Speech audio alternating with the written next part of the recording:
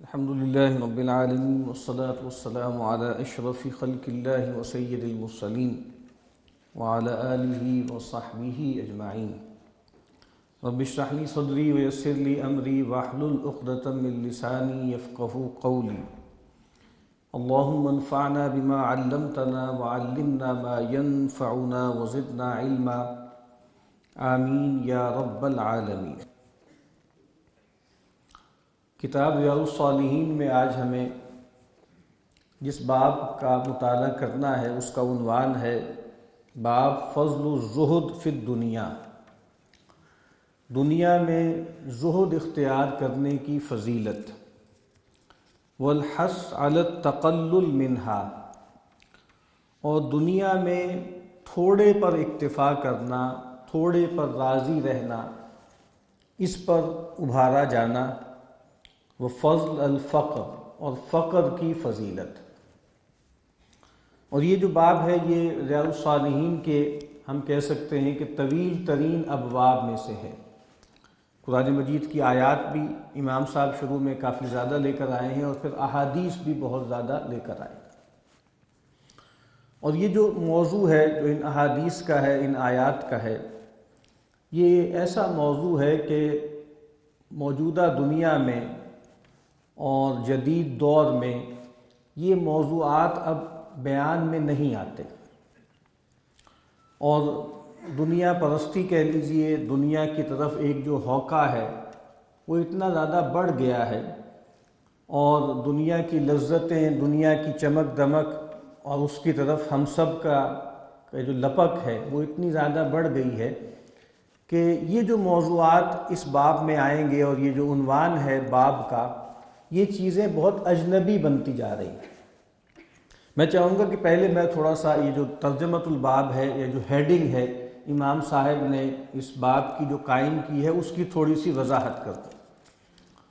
پہلا اس میں بات کیا بیان کی گئی ہے؟ دنیا میں زہد اختیار کرنے کی فضیلت. زہد کا ترجمہ عام طور پر کیا جاتا ہے بے رغبتی، لا تعلقی، اور ایک ترجمہ اس کا اچھا ہے وہ ہے قناعت، تھوڑے پر اکتفا کرنا.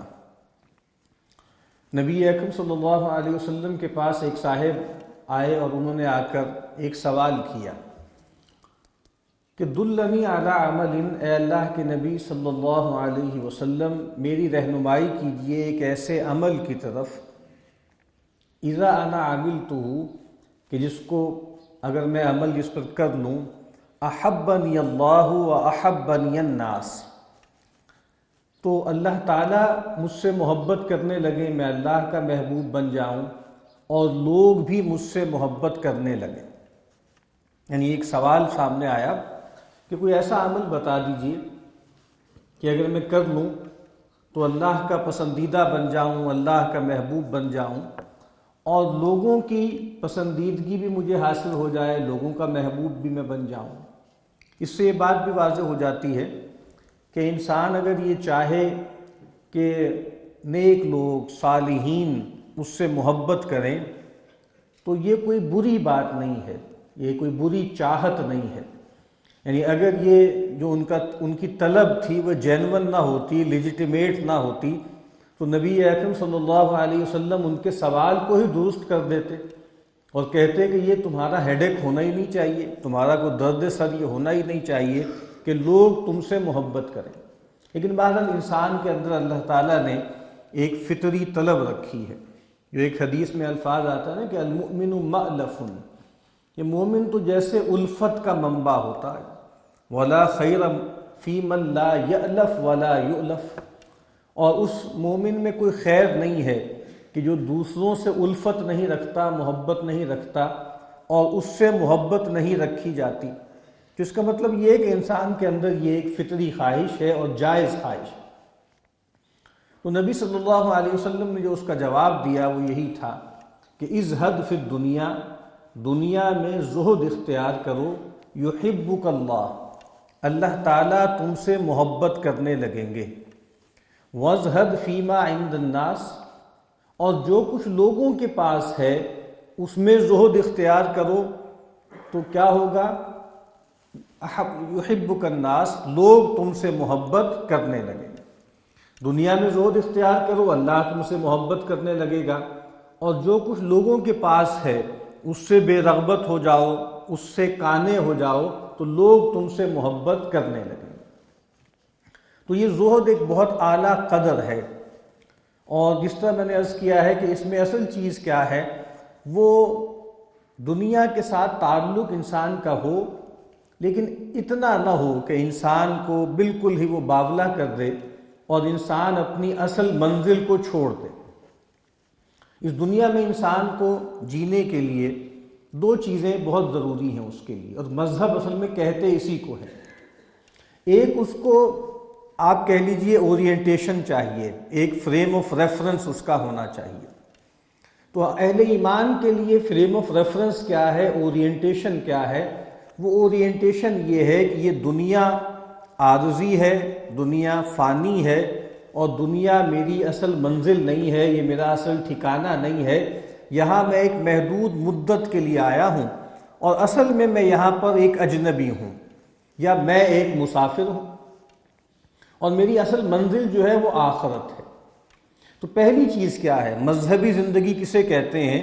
مذہبی زندگی ہوتی ہے آخرہ اورینٹڈ زندگی، جس میں آپ کی اورینٹیشن کیا ہے کہ آپ زندگی گزارتے ہیں اس دنیا میں، چیزوں کو برتتے ہیں، استعمال کرتے ہیں، لیکن آپ کے سامنے جو آپ کی اصل منزل ہے وہ سامنے رہتی۔ اور دوسری چیز جو انسان کو درکار ہوتی ہے مذہبی زندگی کے لیے، وہ ایک آبجیکٹ آف ڈیووشن ہے، کہ انسان کی محبت، انسان کا لگاؤ، اس کا ایک الٹیمیٹ جیسے ڈیووشن کو آبجیکٹ ہونا چاہیے۔ اور وہ ہم دیکھتے ہیں کہ جدید آدمی کے لیے وہ اس کا اپنا نفس بن چکا ہے، وہ اپنے نفس کا پجاری ہے اور اپنی ذات کی پوجا کر رہا ہے۔ اور ایک بندہ مومن کے لیے کیا ہے؟ وہ اللہ ہے۔ تو ایک مذہبی زندگی کیا ہوتی ہے؟ وہ گاڈ سینٹرڈ ہوتی ہے اور آخرہ اورینٹڈ ہوتی ہے۔ یہ ہے پوری ایک مذہبی زندگی۔ تو ہم سے یہ مطالبہ کیا گیا ہے کہ ہم اس دنیا میں رہیں، اس دنیا کو برتیں، لیکن جو ہماری اصل منزل ہے آخرت، اس کو سامنے رکھیں۔ اور دوسری بات یہ ہے کہ اس دنیا کی کسی چیز کے ساتھ ایسا تعلق قائم نہ کریں جیسا تعلق اللہ تعالیٰ سے مطلوب ہے۔ والذین آمنوا اشد حبا للہ، وہ لوگ کہ جو ایمان والے ہوتے ہیں وہ اللہ تعالیٰ کی محبت میں شدید ترین ہوتے ہیں۔ تو اگر کوئی روپیہ پیسہ، کوئی منصب، کوئی عہدہ، کوئی سٹیٹس، کوئی جاب، کوئی بھی چیز ایسی ہے، کوئی انسان کا اپنا نفس، انسان کی اولاد، انسان کے لیے کوئی جائیداد، کوئی پراپرٹی، اگر اس جگہ پر آ جائے کہ جو انسان کو کے لیے سب سے زیادہ مطلوب اور محبوب چیز بن جائے، تو یہ چیز گویا کیا ہے؟ یہ اللہ سے دور کرنے والی چیز۔ اور ان معنوں میں ہمارے اکابرین یہ بات کہا کرتے تھے کہ دنیا کی محبت شرک ہے، کیونکہ دنیا کے اندر اتنی کشش ہے، دنیا کے اندر یہ صلاحیت ہے کہ وہ اللہ تعالیٰ کے مقابل میں آ جاتی ہے، اور ہمارا جو object, ultimate object of devotion جو ہے وہ دنیا بن جاتی ہے، بجائے اس کے کہ اللہ کو ہم جو ہے اپنا الٹیمیٹ کنسرن بنائیں۔ تو زہد اسی کو کہتے ہیں۔ بہت سے ائمہ نے اس کو ڈیفائن کیا کہ زہد کسے کہتے ہیں؟ زہد کہتے ہیں ترک ما لا ينفع فی الآخرہ، ہر اس چیز کو چھوڑ دینا جو انسان کے لیے آخرت میں نافع نہ ہو۔ ترک ما لا یعنیہ، ہر وہ چیز جو انسان کی اصل جو منزل ہے، جو اس کا اصل مقصود ہے، اس کے لیے بے معنی ہے، لا یعنی ہے، اس کو چھوڑ دینا۔ جنید، ابو القاسم جنید نے کہا کہ کسے کہتے ہیں زہد؟ کہ جس چیز سے ہاتھ خالی ہیں اس سے دل بھی خالی ہو جائے۔ یعنی انسان اگر اللہ کے راستے میں مال لٹا چکا ہے اور اس کے پاس روپیہ پیسہ نہیں ہے، تو ہاتھ کا خالی ہونا یہ کافی نہیں ہے، اصل چیز یہ ہے کہ دل اس کی محبت سے خالی ہو۔ مولانا روم نے بڑا اچھا اس کو بیان کیا نا، کہ انہوں نے کہا کہ چیست دنیا، وہ دنیا جس کی مذمت کی گئی ہے وہ کیا ہے؟ از خدا غافل بدن، دنیا کہتے ہیں اللہ سے غافل ہو جانے کو، اور کہا نئے کماشو نقرو فزند زن، دنیا جو ہے وہ کپڑے لتے کا نام نہیں ہے، اور دنیا جو ہے روپے پیسے کا نام نہیں ہے، دنیا اولاد اور بیوی کا نام نہیں۔ اور پھر کہتے ہیں کہ مال را کز بہر دین باشی حمول، کہ اگر مال ہے دین کے لیے میسر ہے، دین کے لیے اویلیبل ہے، باشی حمول، اور تم اس کے کنٹینر ہو بس، یعنی تمہارے پاس مال ہے لیکن تم اس کو سمجھتے ہو کہ بھائی میں اس کا مالک نہیں ہوں، میں تو گویا اس کا بوجھ اٹھانے والا ہوں، میں تو اس کو اپنے اوپر ڈھونے والا ہوں۔ تو کہا کہ اگر مال جو ہے وہ دین کے لیے ہر وقت اویلیبل ہو اور تم بس اس کے ایک حامل ہو، اس کا بوجھ ڈھونے والے ہو، پھر اس میں کوئی مسئلہ نہیں ہے۔ نعم مال صالح خاندش رسول، کہ اللہ کے نبی نے فرمایا تھا کہ کتنا ہی اچھا مال ہے جو کسی نیک آدمی کے پاس ہو۔ اس حدیث کی طرف اشارہ ہے کہ نعم المال الصالح للرجل الصالح، کہ اچھا مال، پاکیزہ مال، حلال مال ہو اور کسی نیک آدمی کے پاس ہو تو وہ بہت بڑا ایسٹ ہے، دین کے لیے بہت بڑی، جیسے ایک گویا اس کی تائید کا ذریعہ ہے۔ جس طرح ہم دیکھتے ہیں سیدنا ابوبکر صدیق رضی اللہ تعالی عنہ کا مال تھا، سیدنا عثمان غنی رضی اللہ تعالی عنہ کا مال تھا، سیدنا عبد الرحمن ابن عوف رضی اللہ تعالی عنہ کا مال تھا، یہ سب مالدار لوگ تھے، لیکن جیسے ان کا مال ہر وقت دین کے ڈسپوزل کے لیے موجود رہتا تھا، حاضر رہتا تھا۔ اور پھر ان کا وہ مشہور شعر ہے کہ آب در کشتی ہلاک کشتی است، کہ اگر پانی جو ہے وہ کشتی کے اندر آ جائے تو وہ کشتی کو ہلاک کر دیتا ہے، ڈبا دیتا ہے۔ آب اندر زیر کشتی پشتی است، اور اگر یہی پانی کشتی کے نیچے رہے تو اس کا پشتی بان ہے، اس کو اٹھانے والا ہے، اس کو ترانے والا ہے۔ تو بڑی اچھی مثال ہے کہ بھائی دنیا جو ہے وہ انسان کے ہاتھ میں ہو لیکن دل اس کی محبت سے شرابور نہ ہو، یعنی محبت اللہ کی ہے، اس کے تابع رہے۔ مال کی محبت تو یہ بہت اچھی چیز ہے، انسان کو ترا دے گی اس دنیا میں، اس کی اصل منزل تک پہنچا دے گی۔ لیکن اگر یہی پانی جو ہے وہ کشتی کے اندر آ گیا، یعنی یہی مال کی محبت جو ہے وہ دل میں گھر کر گئی، تو پھر یہ چیز خطرناک ہے اور انسان کو برباد کرنے والی ہے۔ تو پہلا انہوں نے فرمایا کہ دنیا میں زہد اختیار کرنا، اس کی فضیلت، اور اس میں کم پر اکتفا کر لینا، اور آگے فرمایا فقر کی فضیلت۔ فقر سے کیا مراد ہے؟ دیکھیں، ایک فقر کا مطلب یہ ہوگا کہ انسان تنگ دست ہو، اور فقر کا ایک پہلو ہوتا ہے کہ انسان کی ضرورت پورا کرنے کے لیے اس کے پاس مال نہ ہو اور اس کو اپنی سسٹیننس کے لیے لوگوں کے آگے سوال کرنے کی حاجت ہو۔ ان معنوں میں فقر کوئی اعلیٰ قدر نہیں ہے، فقر کوئی پسندیدہ چیز نہیں ہے۔ نبی اکرم صلی اللہ علیہ وسلم اس سے پناہ مانگا کرتے تھے، اللہم انی اعوذ بک من الکفر والفقر، کہ اے اللہ میں تجھ سے پناہ طلب کرتا ہوں کفر سے اور فقر سے۔ اور وہ جو ایک مشہور مقولہ ہے، ضرب المثل ہے، کہ کاد الفقر ان یکون کفرا، قریب ہے کہ یہ فقر انسان کو کفر تک پہنچا دے۔ اسی لیے کئی مواقع پر جب کچھ لوگوں نے یہ خواہش کا اظہار کیا کہ ہم اپنا سارا مال جو ہے وہ اللہ کے راستے میں لٹا دیں، تو نبی اکرم صلی اللہ علیہ وسلم نے روکا۔ جو غزوہ تبوک میں 3 لوگ جو پیچھے رہ گئے تھے، ان میں سیدنا کعب ابن مالک نے جب اپنا پورا قصہ بیان کیا کہ کس طریقے سے ان کا بائیکاٹ کیا گیا اور اس کے بعد پھر آسمان سے ان کی برات کا اعلان ہوا، تو وہ نبی اکرم صلی اللہ علیہ وسلم کے پاس آئے اور کہا کہ اے اللہ کے نبی، اب میری جو توبہ اللہ نے قبول کی ہے تو اس کا شکرانہ میری طرف سے یہ ہے کہ میں اپنا سارا مال خرچ کر دوں۔ تو نبی اکرم صلی اللہ علیہ وسلم نے کہا کہ نہیں، یہ ٹھیک نہیں ہے کہ تم اپنا سارا مال جو ہے وہ اللہ کی راہ میں خرچ کر دو، بلکہ کچھ حصہ اس کا اللہ کے راستے میں انفاق کر دو۔ پھر مشہور روایت ہے سیدنا سعد بن ابی وقاص رضی اللہ تعالی عنہ کی، کہ جب وہ فتح مکہ کے موقع پر جو ہے مکہ آئے ہوئے تھے اور وہاں شدید بیمار ہو گئے اور ان کو لگا کہ بس یہ میرا مرض الوفات ہے، اور نبی صلی اللہ علیہ وسلم ان کی عیادت کے لیے تشریف لے گئے، تو وہاں انہوں نے یہی سوال کیا کہ اللہ کے نبی، میں بہت مالدار آدمی ہوں، میری ایک ہی بیٹی ہے، تو میں چاہتا ہوں کہ اپنا سارا مال انفاق کر دوں، صدقہ کر دوں۔ تو آپ نے کہا کہ نہیں، یہ ٹھیک نہیں ہے، سارا نہ کرو۔ تو انہوں نے کہا کہ پھر میں ایسا کرتا ہوں کہ میں 2/3 کر دیتا ہوں۔ تو آپ نے کہا کہ نہیں، یہ بھی ٹھیک نہیں ہے۔